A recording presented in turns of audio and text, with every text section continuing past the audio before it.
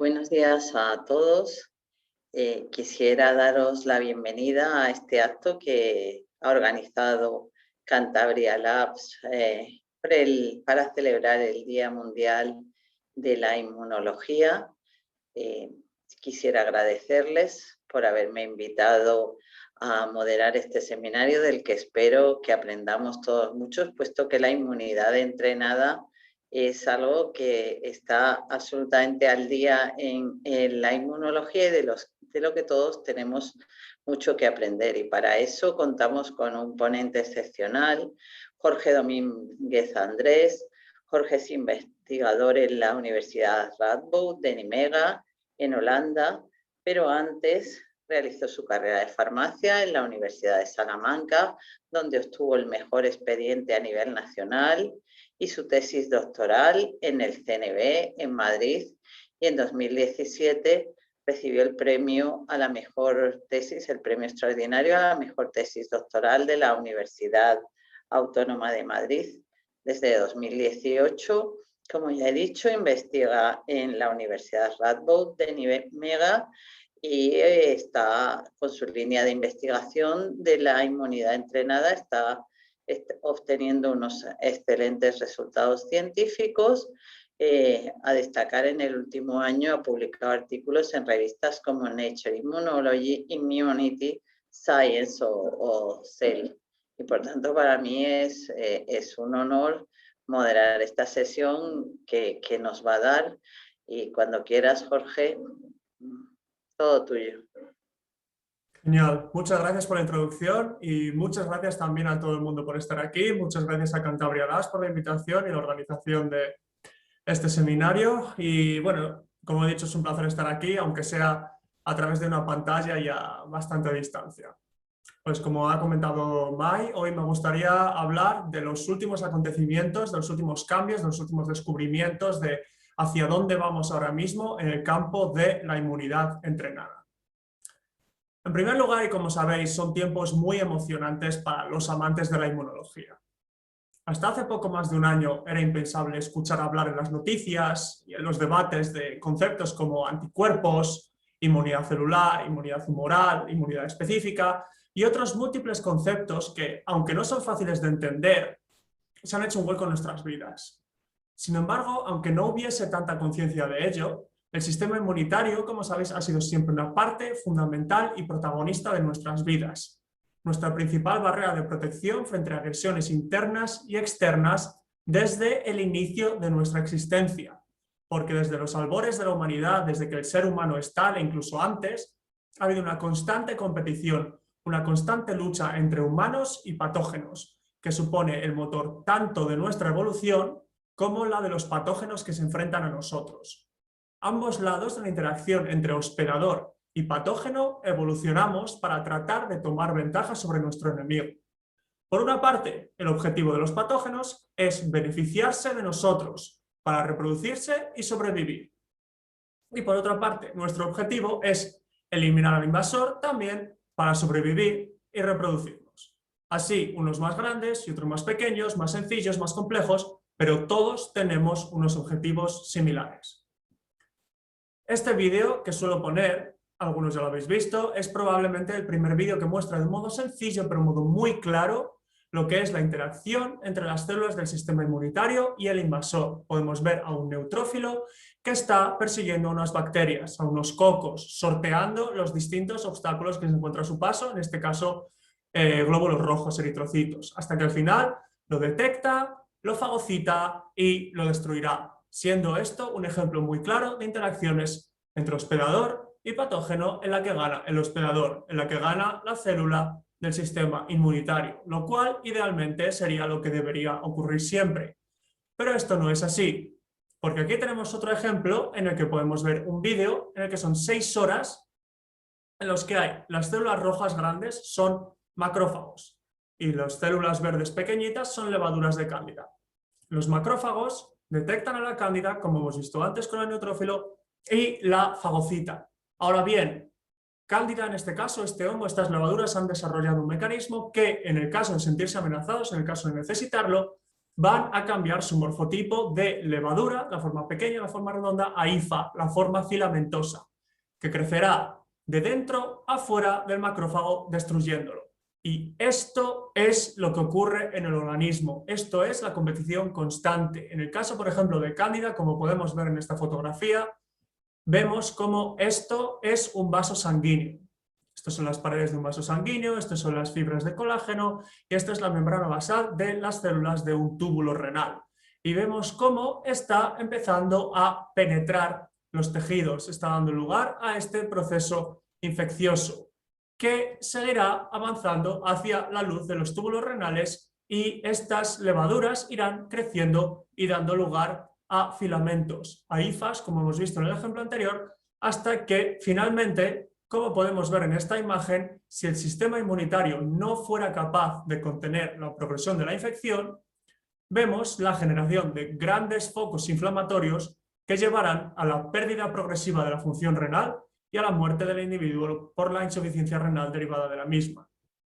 Además, en esta fotografía podemos ver otro ejemplo de cómo estos patógenos también, digamos que saben lo que hacen, saben cómo intentar evadir esa acción del hospedador. Vemos cómo las hifas de Cándida se extienden de forma que intentan evadir la presencia de estos infiltrados celulares de células inmunitarias, aprovechando la luz de los túbulos renales y creciendo hacia el lado contrario. Esto es un pequeño ejemplo. Cada año, más de 10 millones de personas en el mundo mueren debido a enfermedades infecciosas que podrían ser prevenidas. Además, como bien sabemos, nos enfrentamos a nuevas amenazas que pueden surgir en cualquier momento, como es el COVID-19 o el aumento de la resistencia a antibióticos, que se espera que mate a unas 10 millones de personas al año en el año 2050, de forma que estas cifras se pueden multiplicar por 2 en unas décadas. Hay distintos enfoques de abordar estos problemas. Sin embargo, nuestra tarea y nuestra responsabilidad como sociedad es buscar nuevas fórmulas de luchar frente a estas amenazas y favorecer el correcto funcionamiento de nuestro sistema inmunitario, que es el que se encarga de defendernos. La forma más sencilla, como muchos sabéis, de diseccionar al sistema inmunitario es dividirlo en dos partes: el sistema inmunitario innato y el sistema inmunitario adaptativo. En general, los mecanismos de defensa de los organismos vivos pueden dividirse en específicos, inmunidad adaptativa, e inespecíficos, inmunidad innata. Solamente los vertebrados, las criaturas más evolucionadas, presentan inmunidad adaptativa. Se considera que los mecanismos de memoria inmunitaria en los vertebrados han evolucionado de dos formas independientes. La primera variante de la memoria inmunitaria en vertebrados corresponde a los peces sin mandíbula, como las lampreas, que expresan una serie de receptores variables, lo que les permite construir grandes repertorios de receptores para reconocer y unirse a antígenos de forma independiente de inmunoglobulinas. Esa es la primera variante. La segunda variante, que es la que compartimos el resto de los vertebrados, que es la que conocemos más, se basa en inmunoglobulinas y selección clonal. ¿Qué significa esto? Esto significa que solamente estos organismos, los organismos más evolucionados, son capaces de desarrollar células T y células B de memoria, que nos protegen mediante el establecimiento de respuestas inmunitarias rápidas y reforzadas, respuestas de memoria, contra posteriores reinfecciones con el mismo patógeno. Sin embargo, insisto, esto es una respuesta específica. Solamente el 1% de la diversidad total del planeta tiene respuestas específicas. Solamente existen en el 1%. De manera que es cuestionable que el 99% restante de los organismos que se enfrentan a patógenos similares a ese 1% más evolucionado no presenten también algún tipo de memoria inmunológica. A este respecto, un número creciente de estudios demuestra que las plantas y los invertebrados que en teoría no tendrían respuestas de memoria también presentan rasgos de memoria inmunitaria, a pesar de que su sistema inmunitario, como hemos comentado antes, solamente presenta una rama innata. En este escenario, una infección inicial provoca la estimulación del sistema inmunitario de estos organismos, lo cual conduce a una mayor protección frente a otras infecciones, una forma de inmunidad no específica. Por ejemplo, las plantas presentan lo que se denomina resistencia sistémica adquirida, que es capaz de inducir una protección sistémica, o sea, una protección en toda la planta duradera tras una exposición localizada previa a un patógeno. Un patógeno produce una infección en una hoja y esa planta entera desarrolla una respuesta innata mayor, una respuesta innata que se activa, una respuesta innata que le protege de infecciones frente a ese patógeno y frente a otros, lo cual implica la existencia de algún tipo de respuesta de memoria inmunitaria innata.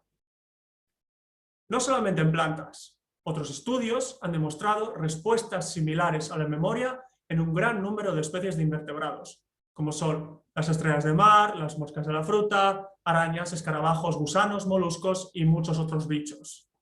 Dado que los vertebrados evolucionaron a partir de estos organismos, nosotros venimos de ellos, digamos que sería razonable pensar que estos rasgos de memoria del sistema inmunitario innato podrían haberse conservado a lo largo de la evolución, a lo largo del árbol evolutivo, a pesar de la aparición en paralelo del sistema inmunitario específico adaptativo. En este contexto, volviendo a los vertebrados, volviendo a nosotros, volviendo a los humanos, el sistema inmunitario innato constituye la primera barrera de defensa del organismo. Es congénita, nacemos con ella y no necesita del aprendizaje que se obtiene tras entrar en contacto con un agente invasor. Sin embargo, el sistema inmunitario adaptativo se desarrolla a medida que estamos expuestos a patógenos y otras sustancias potencialmente dañinas a lo largo de nuestras vidas. En el caso del sistema inmunitario adaptativo, la defensa es adquirida con el tiempo, porque una de las propiedades más importantes del sistema inmunitario, como ya hemos comentado antes, es la memoria, la capacidad de recordar estímulos antiguos a los que nos enfrentamos en el pasado, de reconocerlos de nuevo y eliminarlos rápidamente. Clásicamente, esta capacidad de generar memoria inmunológica se ha asociado exclusivamente con las células del sistema inmunitario adaptativo, los linfocitos T y los linfocitos B.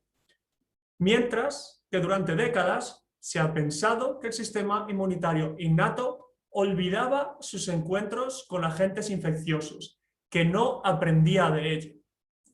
De forma que la visión tradicional de estos sistemas es que el sistema inmunitario innato usa la fuerza, respuestas rápidas, respuestas potentes y respuestas inespecíficas, mientras que el sistema inmunitario adaptativo usaría más la maña, tardando más en aprender la primera vez, pero siendo letal en encuentros posteriores con el mismo patógeno.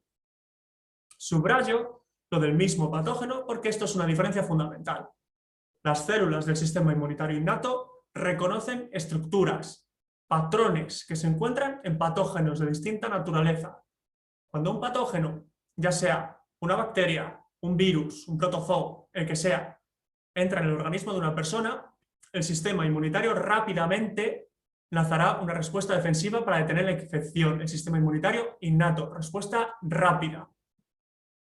Si nuestro sistema inmunitario innato, esa primera barrera de defensa, ya está preactivado, es capaz de obtener energía de forma más eficiente y más rápida, y así facilitar la expresión de genes necesarios para la respuesta inmunitaria. La activación a largo plazo de estos mecanismos del sistema inmunitario innato permite que seamos capaces de responder frente a diversos tipos de amenaza de forma más potente, de forma que tenemos una primera respuesta que genera esta activación y luego una respuesta inmunitaria innata que vuelve al nivel basal, pero ya se encuentra preactivada, ya permite que haya una activación más potente, más fuerte y más rápida ante encuentro con estímulo secundario. Un estímulo secundario que puede ser el mismo o puede ser otro. Y esto es una diferencia crucial frente a la memoria adaptativa y a la memoria innata.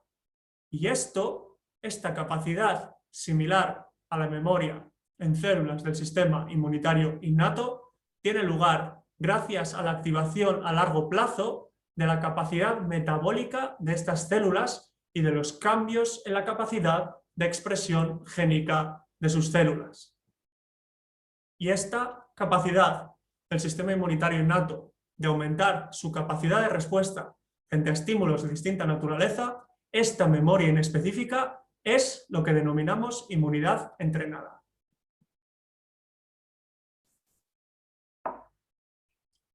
Bien, la inmunidad entrenada se basa en dos pilares fundamentales: la reprogramación metabólica y la reprogramación epigenética de las células del sistema inmunitario innato. Esto provocará cambios funcionales a largo plazo que conducen a una mayor capacidad de respuesta tras una estimulación secundaria, con el mismo o con otro patógeno. Como sabéis, como recordaréis de esta imagen, que quizá haga años que no la veáis, pero os acordáis de ello, el metabolismo celular es una locura. Es una compleja red de diferentes vías independientes pero interconectadas. Sin embargo, todas ellas sirven a un propósito común: proporcionan energía y materia a la célula. Si la célula se activa, necesita moverse, fagocitar, segregar citoquinas, eliminar las amenazas. Todo esto necesita más materia y más energía. Así que el metabolismo celular se activa para facilitar y permitir todos estos procesos. Eso, el metabolismo. De forma paralela se modifica la estructura tridimensional del genoma. Esto es a lo que nos referimos con el concepto de epigenética. La epigenética es, como veis en la diapositiva, el estudio de los cambios en la función de los genes que no se pueden atribuir a alteraciones de la secuencia de ADN. El ADN siempre lo solemos ver dibujado como una doble hebra, que es lo que es, pero lo vemos en 2D. Pero tenemos que pensar un poco más allá. El ADN tiene una estructura tridimensional. El ADN tiene una estructura tridimensional que, como tal, es muy susceptible de cambiar, de modificarse esta estructura 3D en base a modificaciones químicas. De esta forma, la acetilación o la metilación de la secuencia de ADN y de las histonas, de estas proteínas en las que está superenrollada, alrededor de las que está superenrollada la estructura del ADN, facilitará o impedirá el acceso de la maquinaria celular que facilita o impide la transcripción génica. Es una estructura, insisto, tridimensional, que se puede abrir para facilitar la expresión génica o cerrar. De esta forma, cuando una célula está en reposo, no hay transcripción activa, su cromatina está muy condensada, está empaquetada, la estructura está cerrada. Tras un primer estímulo, las células necesitan facilitar la accesibilidad de la maquinaria de transcripción al ADN, por lo que la cromatina se desempaqueta y facilita esta expresión génica, esta respuesta inmunitaria rápida. Cuando cesa el estímulo, la cromatina no se repliega por completo, esta es la clave, sino que se mantiene solamente ligeramente condensada, ligeramente empaquetada, ya que algunas de las modificaciones químicas que han permitido este desdoblamiento permanecen, no se retiran. Así, de este modo, ante un estímulo secundario, hay una mayor accesibilidad a los genes proinflamatorios. Se desempaqueta más rápidamente, es más fácil que esa maquinaria acceda. De forma que la respuesta inmunitaria, esta respuesta de la inmunidad innata, esta inmunidad entrenada, es más rápida y es más potente. Esto es claramente una versión hipersimplificada del escenario real. La versión real implica la participación de distintos receptores, de fosforilaciones, desfosforilaciones, distintas vías metabólicas epigenéticas muy interconectadas. Pero esto es la base. Reprogramaciones epigenéticas permiten una mayor accesibilidad o una menor accesibilidad a distintas zonas dependiendo del tipo de respuesta. Y esto es posible gracias a una mayor disponibilidad de energía. La célula es capaz de exprimir más sus recursos y de utilizarlos más para permitir una respuesta inmunitaria más rápida y más potente, insisto, no específica. En definitiva, el paisaje epigenético y metabólico de la célula se reprograma y estos mecanismos cooperan para facilitar el aumento insisto una vez más, lo diré más veces, el aumento de las respuestas inmunitarias innatas no específicas. ¿Qué formas tenemos de estudiar estos mecanismos? La forma más sencilla es a través de experimentos in vitro con células obtenidas de sangre periférica de voluntarios sanos o de pacientes con algún tipo de... Por ejemplo, tenemos estas células, estos monocitos obtenidos de sangre periférica. Queremos estudiar la influencia de alguna ruta metabólica. Pues, ¿qué podemos hacer? Tratamos estas células con algún modulador, algún inhibidor específico de algún tipo de respuesta. Dejamos que estos moduladores, estas moléculas, hagan su efecto. Y después estimularemos nuestros monocitos con algún estímulo que vaya a inducir inmunidad entrenada. Y dejamos que hagan efecto todos juntos durante 24 horas y luego lo lavamos. Retiramos ese estímulo. Estamos mimetizando una respuesta inmunitaria aguda. Es el primer estímulo que induciría esta inmunidad entrenada. Después dejamos que las células se diferencien durante una semana.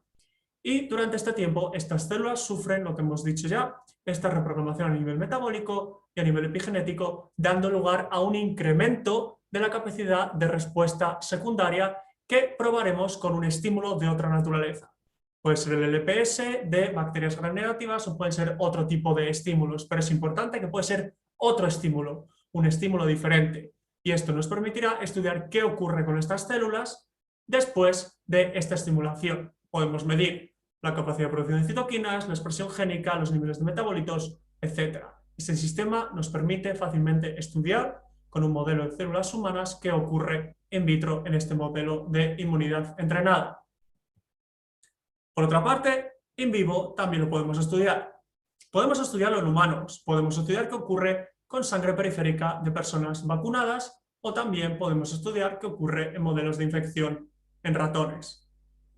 Por ejemplo, uno de los estudios más famosos lo que demostró es que esta reprogramación funcional de los monocitos, esta inmunidad entrenada que tiene lugar tras una infección por Candida albicans, lo que hizo fue proteger a estos ratones contra una infección posterior, una infección secundaria de Staphylococcus aureus, o sea, una infección subletal por hongos permitía a estos ratones estar protegidos frente a una infección por una bacteria gram positiva, mientras que aquellos ratones que no habían sufrido ninguna infección sucumbían a la infección, de forma que esta inmunidad entrenada les permitió protegerse frente a una infección de distinta naturaleza. Bien, después de la explicación de estos mecanismos, vamos a pasar ahora a cuáles son sus consecuencias y cuáles son sus principales aplicaciones. Todos estos mecanismos inmunitarios forman un equilibrio muy complejo. Las respuestas han de activarse en el momento adecuado y desactivarse cuando toca. Un aumento demasiado pronunciado, demasiado mantenido en el tiempo de estos mecanismos, estas vías metabólicas y epigenéticas, o una actividad excesiva de las células del sistema inmunitario terminaría generando problemas de salud por un exceso de respuesta inmunitaria. Al final, la salud es un equilibrio. Hay que mantener la respuesta inmunitaria dentro de unos márgenes compatibles con un buen funcionamiento del organismo. Cuando nuestras respuestas son deficitarias o son excesivas, se generan problemas de salud. Por ejemplo, como sabemos, los defectos de activación de estos mecanismos de inmunidad entrenada pueden generar problemas relacionados con falta de respuesta inmunitaria, como son infecciones de distinta naturaleza, sepsis o incluso favorecer la aparición de determinados tipos de tumores. Por otra parte, un exceso de estas respuestas puede contribuir al rechazo de órganos tras un trasplante, reacciones de autoinmunidad, reacciones de alergia y a la aparición de complicaciones cardiovasculares y aterosclerosis relacionadas con un exceso de respuesta inmunitaria. Un ejemplo de esto último sería lo que ocurre en los síndromes relacionados con inflamación crónica que se observan en personas con obesidad. En estas personas existe una activación y una diferenciación constante de células madre en la médula ósea, que genera una producción constante de células mieloides que retroalimentan este círculo vicioso, generando una inflamación crónica. Sin embargo, el ejemplo más conocido de la inmunidad entrenada y de sus aplicaciones son los efectos no específicos de las vacunas. Como sabéis, se puede clasificar a las vacunas de distintas maneras, pero la forma más sencilla es la de dividirlas entre vacunas vivas, de gérmenes atenuados, y vacunas muertas, con gérmenes inactivados o partes de ellos. Durante décadas, distintos estudios epidemiológicos han demostrado que las vacunas vivas, como las vacunas contra la polio, el sarampión o la tuberculosis, son capaces de disminuir la mortalidad más allá de lo que cabría esperar, solo exclusivamente por la disminución de la mortalidad causada por sus efectos específicos de esas enfermedades a las que se dirigen. Por tanto, no solamente estas vacunas protegen frente a esas enfermedades, sino que también protegen frente a otras. Y tras décadas de recopilación de pruebas, finalmente, en el año 2016, la Organización Mundial de la Salud reconoció la existencia de estos efectos no específicos de las vacunas vivas y añadió que es necesario investigar más para dilucidar su alcance y su importancia en todo el mundo. Para simplificar, vamos a centrarnos ahora en una de estas vacunas, el bacilo de Calmette-Guerin o BCG contra la tuberculosis, que no es una vacuna tan conocida en nuestro entorno, pero en realidad es la vacuna más utilizada en el mundo, con cientos de millones de niños vacunados cada año. Una vacuna de uso muy extendido, antigua y segura. Antigua, de hecho, se cumplen 100 años este año desde que fue descubierta, desde que fue desarrollada, y además es muy segura. Y se sabe que induce protección más allá de la tuberculosis frente a la inducción de efectos de inmunidad entrenada. Durante décadas, distintos estudios epidemiológicos han mostrado que la BCG, así como otras vacunas vivas, disminuyen la mortalidad más allá de lo que cabría esperar solo por la disminución de la mortalidad causada por sus enfermedades objetivo. Por tanto, como he dicho antes, no solamente protegen frente a estas enfermedades, sino que también protegen frente a otras. Y además hay pruebas de la existencia de esta memoria inmunológica dependiente de los efectos del sistema inmunitario innato en vertebrados desde hace al menos 50 años. Un primer informe publicado hace más de 50 años, como veis, demostró que la inoculación de BCG en ratones inhibe el crecimiento de melanomas. Pues bien, a pesar de las pruebas de estos efectos inespecíficos, los mecanismos que había detrás eran desconocidos hasta solamente hace unos años. Este estudio y otros muchos que le siguieron después demostraron que los monocitos circulantes de individuos vacunados con BCG son capaces de producir una mayor cantidad de citoquinas tras la exposición a estímulos de distinta naturaleza. No solamente el bacilo de la tuberculosis, sino también bacterias y hongos. Y además, no está en este artículo, pero también virus, tanto 2 semanas como 3 meses después de la vacunación. Así, una vacuna viva, un patógeno atenuado, es capaz de inducir respuestas de memoria, tanto específicas como inespecíficas. Las respuestas específicas están mediadas por linfocitos T y linfocitos B, como cualquier otra vacuna convencional. Pero las respuestas no específicas están mediadas por las células del sistema inmunitario innato, como son los monocitos, los macrófagos o las células NK. Esta estrategia de potenciar las actividades del sistema inmunitario a través de la inmunidad entrenada ha atraído mucha atención en los últimos meses, ya que podría emplearse para disminuir la morbilidad y la mortalidad en distintos grupos de riesgo contra diversos tipos de enfermedades, incluyendo potencialmente el COVID-19. Y tenemos distintos estudios con distintas vacunas como el BCG o también la vacuna Entivivac desarrollada en Zaragoza, que me ha parecido ver que estaba Carlos Martín entre la audiencia, así que muy destacable además esta vacuna que está siendo desarrollada aquí y que esta vacuna viva que mejora los efectos del BCG y que también tiene inmunidad entrenada y esperemos que pueda ser aprobada por fin para su uso en poco tiempo. La idea es que potenciar el sistema inmunitario innato facilita una mayor respuesta inmunitaria en el lugar de la infección, lo que permite una rápida eliminación del patógeno. Esto puede proteger no solamente al huésped, sino también a otras personas al evitar la propagación de la enfermedad. Por ejemplo, los efectos de protección de BCG se observaron en niños, pero sabemos que estos efectos no se limitan solamente a este grupo de edad. La vacunación con BCG es capaz de disminuir la viremia, la presencia de virus en sangre de adultos vacunados tras la exposición al virus de la fiebre amarilla hasta 3 meses después de la administración. Y además, ya que estamos hablando de la edad y ya que estamos hablando del sistema inmunitario innato, es muy importante pensar qué ocurre en personas mayores. Se sabe que las respuestas adaptativas disminuyen con la edad, así que tal vez estos mecanismos que aumentan la actividad del sistema inmunitario innato podrían utilizarse para potenciar las respuestas inmunitarias en ancianos y protegernos frente a infecciones de distinta naturaleza. Por eso realizamos un ensayo clínico en Grecia en el que se vacunó a 200 ancianos con BCG o con placebo. Y lo que observamos es que los individuos vacunados con BCG presentaban una menor incidencia de infecciones respiratorias sin efectos adversos que en el grupo de placebo, de forma que BCG les estaba protegiendo frente a infecciones de distinta naturaleza. De esta forma, gracias a todos estos efectos, ahora mismo hay más de 20 ensayos clínicos activos en el mundo para probar la capacidad de distintas vacunas vivas capaces de inducir inmunidad entrenada para prevenir la aparición y la propagación de COVID-19.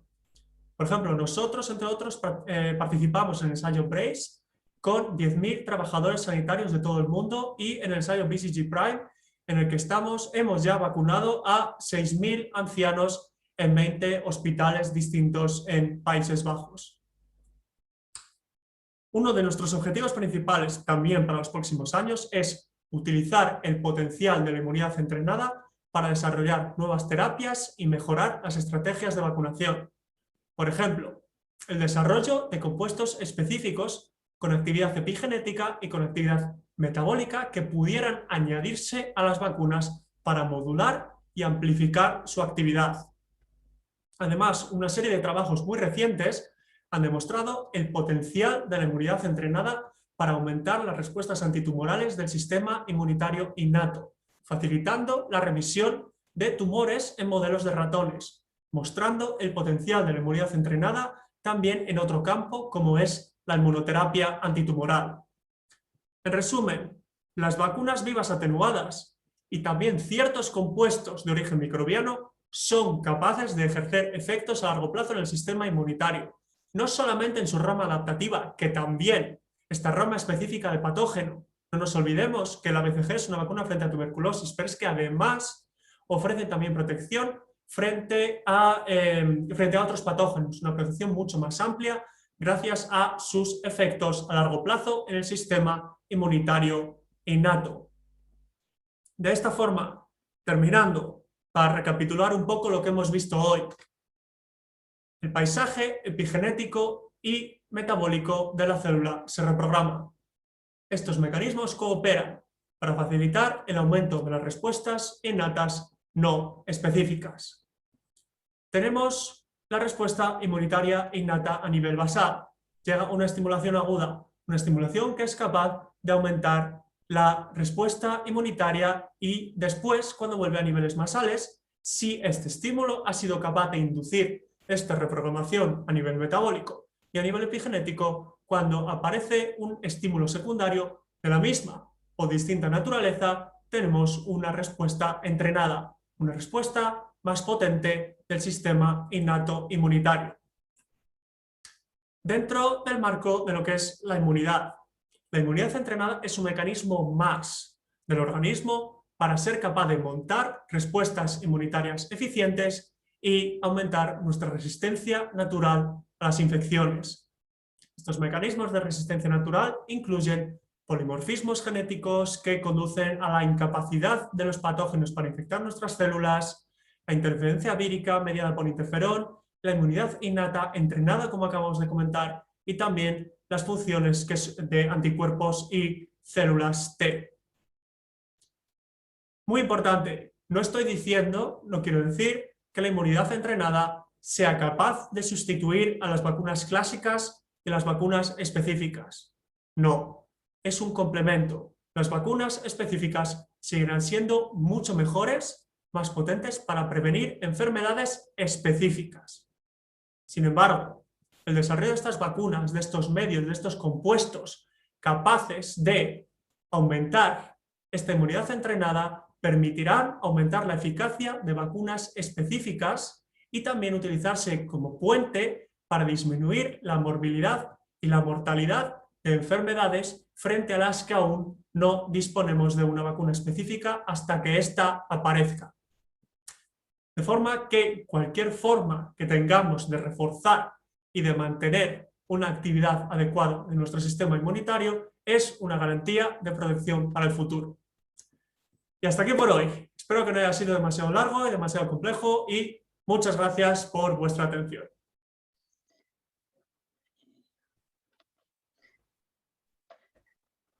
Muchas gracias, Jorge, por esta charla tan amena y tan interesante.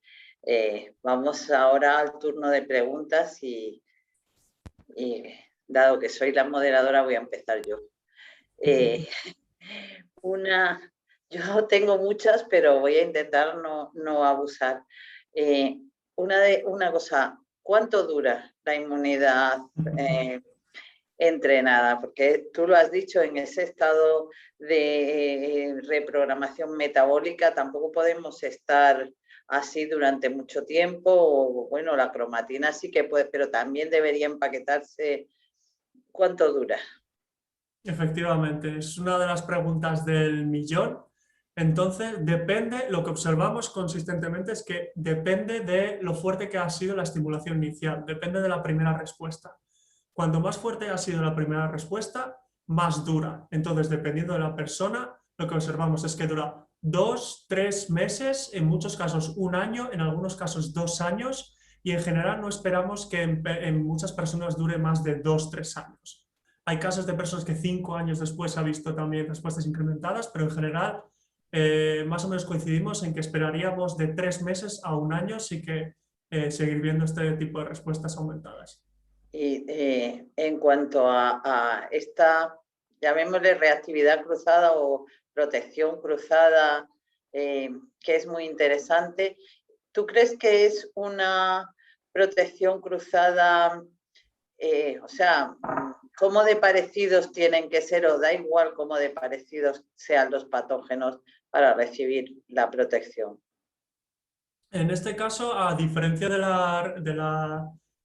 digamos, la cross-presentación o el tipo de reactividad cruzada en el sistema adaptativo, en este caso da igual, porque esto funciona a través de los receptores de reconocimiento de patrones que directamente, si la célula del sistema inmunitario innato es capaz de detectar la existencia de uno de estos patrones, ya sea de naturaleza vírica, bacteriana, protozoaria, etcétera, de distinta naturaleza, son capaces en muchos casos de reaccionar de forma inespecífica. Así que se puede utilizar frente a muchos patógenos muy diferentes. Y esta va a ser la última mía porque ya voy a pasar a las de la audiencia, que ya tenemos algunas, lo he dicho para no abusar. Son necesarias vacunas vivas para inducir esta inmunidad entrenada. Pero ¿qué pasa con las vacunas que estamos usando ahora con vectores virales, como la de AstraZeneca? ¿También pueden inducir una inmunidad entrenada o estas no valen?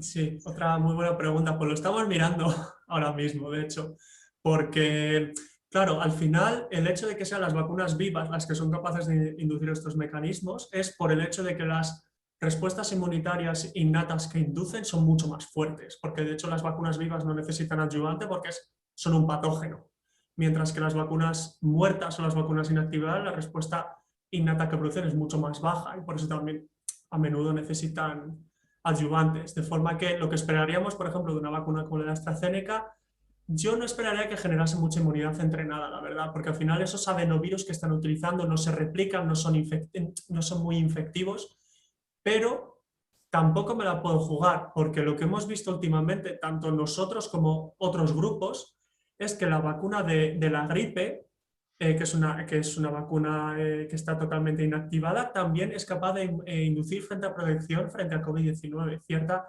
protección inespecífica que también está algo mediada a través de estos mecanismos. Así que diría que en teoría no, pero habría que probarlo en cada caso, y no solo en cada caso de cada vacuna, sino en caso de cada vacuna y de, digamos, el fondo inmunológico que tenga cada persona o cada comunidad, porque no es lo mismo las respuestas que tenemos nosotros que las que tienen personas con otro fondo genético, la que puede tener personas en Asia, en América, en África. Las respuestas inmunitarias son muy diferentes, así que hay que probarlo mucho. Ahora ya paso a una pregunta de Carlos Martín. ¿Hay actualmente estudios en vacunación, o sea, primando con BCG y la interacción con las vacunas actuales contra el COVID? O sea, primero BCG y luego RNA o vectores, cualquiera, hacer un booster con la vacuna propiamente dicha. Otra pregunta estupenda. Veo que sí que estaba Carlos en la audiencia. Eh, pues sí, de hecho lo estamos haciendo. No solo nosotros, también lo están haciendo otros grupos, pero nosotros lo que estamos haciendo es, como tenemos estos estudios en los que hemos vacunado a muchas personas con BCG, algunas de estas después han tenido COVID, unos en el grupo BCG, otros en placebo, y todas van a recibir la vacuna, de forma que lo que podemos ver es, digamos, comparar el tipo de respuestas de personas que han recibido BCG y el tipo de respuestas de personas que no han recibido BCG. Así que vamos a ver si tienen, digamos, unos títulos de anticuerpos más altos o más bajos, si tienen más incidencia o menor de COVID, también de otras enfermedades. Así que vamos a saber esto. Y ahora vamos a iniciar otro estudio para observar cómo se comporta las vacunas frente a COVID también, digamos, en interacción, en combinación con otras vacunas, porque el hecho de que se vaya a vacunar a tantas personas frente a COVID no quiere decir que vayan a dejar de estar vacunados con otras vacunas, y es algo que tenemos que saber para saber si potencia los efectos, disminuye los efectos o si no hacen nada. Perdona, es alguien que me... Eso. Otra pregunta de Carlos Martín.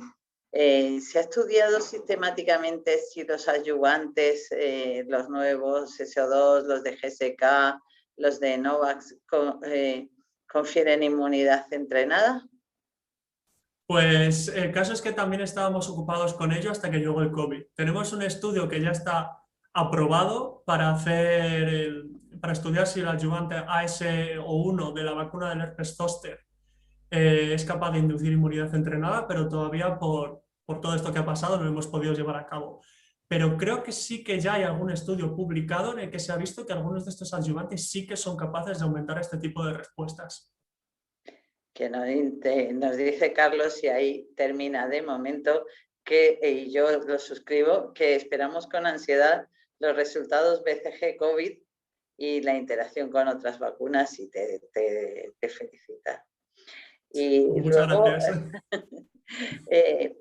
Pasando más allá de las vacunas, la autoinmunidad, tenemos otra pregunta también. La autoinmunidad, la alergia, casi siempre se han considerado específicas, o sea, asociadas a la respuesta inmune adaptativa. ¿Cómo crees que interactúa la inmunidad entrenada aquí? Pues ahí también, en el campo de la alergia está muy poco estudiado, pero hay algunos estudios que lo que se está viendo es que, digamos que dependiendo del tipo de alergia, si es una alergia alimentaria, una alergia a algún antígeno ambiental, puede o ser beneficioso o puede ser, puedes dar lugar a respuestas alérgicas mayores. Me explico. Como has comentado, es más, por ejemplo, las respuestas de tipo TH2, y la inducción de estos efectos de inmunidad entrenada lo que puede facilitar también es que se favorezca un tipo de respuesta más TH1, porque al final esta inmunidad entrenada activa la inmunidad innata, pero la inmunidad innata no deja de ser también un puente hacia la adaptativa, de forma que lo que han visto algunos estudios, de hecho hay un estudio que está Carlos Martín, el grupo de Nacho Aguiló, que vieron que al utilizar sus vacunas lo que hacían era disminuir la aparición de estos efectos de asma en ratones gracias a la diferenciación de estas respuestas hacia TH1, aparte de la inmunidad entrenada. Pero, a ver que me estoy yendo un poco por las ramas. Eso digo, que dependiendo mucho del marco, en algunos tipos de respuesta puede facilitar si es capaz de diferenciar estos tipos de respuesta disminuyendo la respuesta TH2, pero sin embargo, si en la aparición de esos tipos de respuestas autoinmunitarias la inmunidad entrenada ya está involucrada, puede ser peor. Por ejemplo, esto se sabe para gota. Se sabe que en respuestas inflamatorias en pacientes con gota, estos mecanismos de inmunidad entrenada están involucrados y que lo hacen peor. También en aterosclerosis y también en diabetes, de forma que dependiendo de la enfermedad puede ser beneficioso aumentar la inmunidad entrenada o disminuirla. Pero hay mucho que estudiar todavía en este campo. Y ya la última pregunta que tenemos, en la edad asociada a la senescencia, ¿tú crees que el papel de la inmunidad entrenada y favorecer, o sea, esto que estáis haciendo con los ancianos, puede sustituir a los fallos de la inmunidad adaptativa? Ojalá, esa es una de las principales ideas que tenemos para los próximos años, porque como muy bien has comentado, como bien ha comentado la persona que ha hecho esta pregunta, en la inmunidad adaptativa con la edad va disminuyendo y la inmunidad innata no tanto. Así que la idea que tenemos es que nunca va a ser capaz de sustituirlo totalmente, pero la idea es que aumentando esta capacidad de la inmunidad innata, estas personas ancianas sean capaces de reforzar su sistema inmunitario, que sean más capaces de enfrentarse frente a estas infecciones de distinta naturaleza, porque al final, si estas personas, si cualquier persona de hecho se enfrenta a un patógeno, esa vía de entrada, los primeros que van a luchar frente a ese patógeno son las células de este sistema inmunitario innato, y si esa entrada de ese patógeno se aborta rápidamente, ya no da lugar a una infección grave. Así que es una de las principales líneas de investigación que tenemos, sí. Pues Jorge, ya no hay más preguntas. De nuevo, muchísimas gracias por tu charla y por este coloquio que también ha sido muy esclarecedor, y te deseo la mejor de las suertes y si es posible que en un futuro no muy lejano esa suerte sea en España, porque nos hace falta que investigadores como tú volváis y abráis estas líneas aquí que si la financiación lo permite, porque estamos muy necesitados de ello. Eso es, al final todo es clave de facilitar un poco la investigación y a ver si alguien nos escucha. Y Ojalá muchas que gracias, alguien ha nos sido un escuche. placer. Ojalá.